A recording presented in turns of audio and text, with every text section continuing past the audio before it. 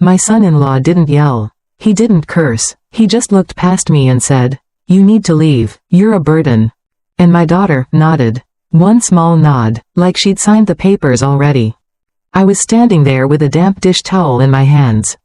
Still moving on autopilot, because your body keeps doing chores even when your heart gets evicted. I waited for my daughter to jump in, to defend me, to say, "Mama, no." She kept her eyes on the table, studying the wood grain like it could save her from guilt. That's when I understood. This wasn't a fight. This was a removal. My son-in-law relaxed when I didn't cry, like he was relieved I wouldn't be a problem. He started explaining it calmly. We need peace. We need space. We need to be a real family. Real family. Meaning, not me. Then he said something worse without even realizing it. He started measuring the hallway, with a tape measure. Like he was redesigning the house around my absence. And I heard him on speakerphone saying, "My mom can move in this weekend. Then, my brother can take the couch." They were assigning rooms like I was already gone. I stood at the sink rinsing a clean cup just to have something steady in my hands. And in my daughter's phone, for half a second, I saw the group chat name before she tilted it away. Family move. So they weren't just pushing me out. They were replacing me. That night, I didn't argue. I didn't beg. I didn't list everything I'd ever done for her. I just sat in my room and listened to their breathing through the wall.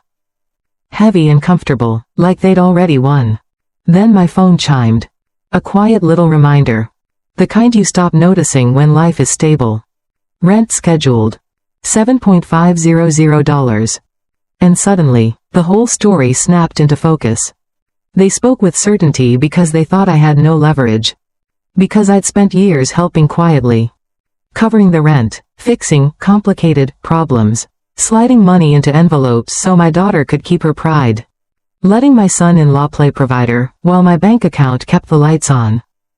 They didn't see me as family. They saw me as furniture.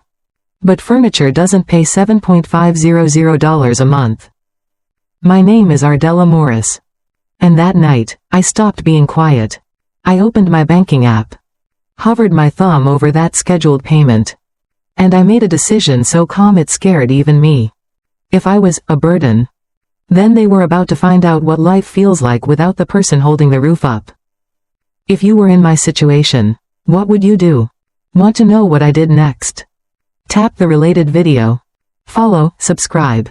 Disclaimer: real story submitted by viewer. Adapted. Invite viewers to submit their stories.